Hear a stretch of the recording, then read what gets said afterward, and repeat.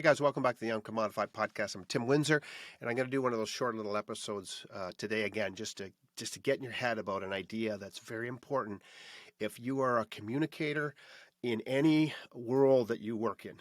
It could be you're at work. It could be you're doing something in your community. It could be you're traveling across the world to do something. This story actually in this example comes from that in the lesson I learned. But wherever you are, I want to tell you something that is transformative in relationship to how we get our ideas to grow in other people, how we get change to grow in other people, how we get new information to take root in people.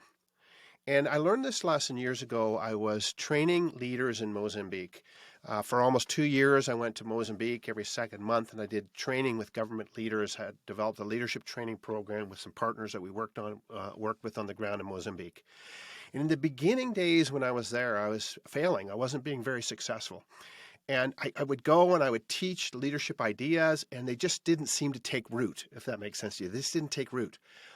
I happened to be back one time, and I took a trip down to a winery in our area where I live, and something happened when I was there that was transformative. And I talked about this in a podcast a long time ago that I did with a friend of mine named Cam Shapansky, where we talked about being wonderers and wanderers. But I just want to bring this back as a separate item, a separate example for you to learn from in a smaller, shorter way. I went to this winery, and it was a German winery in Niagara-on-the-Lake, not far from where I live in Canada. And when we were doing the wine tour, I don't know anything about growing grapes, and I asked one of the guys. I said, "Can you explain? They brought the original vines," they said, from Germany. I said, "Did you just bring them and plant them?" And he laughed at me and said, "No, you can't do that." He said, "What you do is this is the principle of grafting." He said, "You take the fruit. We took the fruit from Germany and we grafted it onto indigenous roots that indigenously could grow within this soil and the alchemy of the soil." And he said, so you take an indigenous root and you graft the fruit from another place onto it, and that's what allows it to take root and bear fruit. And as soon as he said it, I had this epiphany. It was exactly my problem in Mozambique. I was taking a cultural idea of leadership in North America, and I was trying to plant it directly into the soil of the hearts and minds of the leaders I was working with, and it was dying. It wasn't taking root. I needed to discover cultural roots, African cultural roots, Mozambican cultural roots, and graft my ideas onto them. And so this transformed the way I thought about it. And so the next trip that I took, I went back not to teach.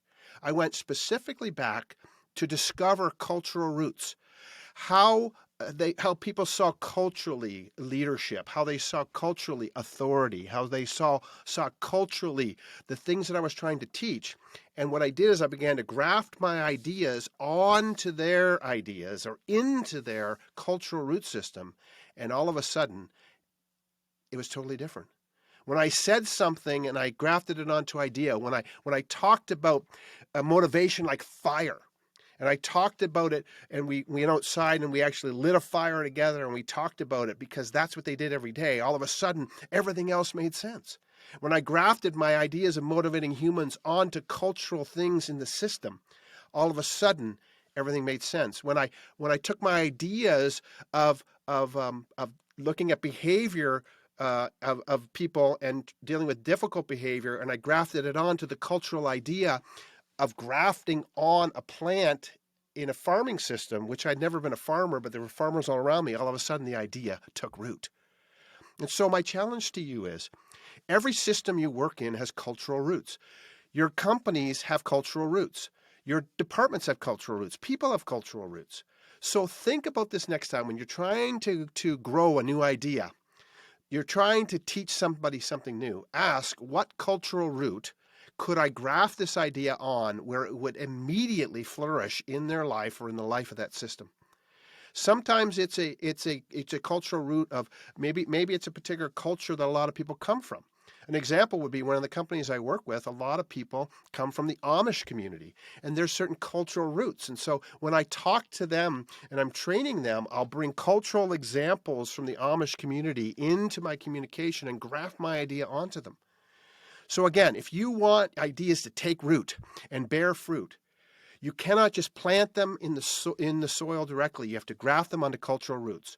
I'm going to ask you to explore this idea, think about it, and get your ideas to live in the real world and understand the alchemy of the soil and the importance of the indigenous root system.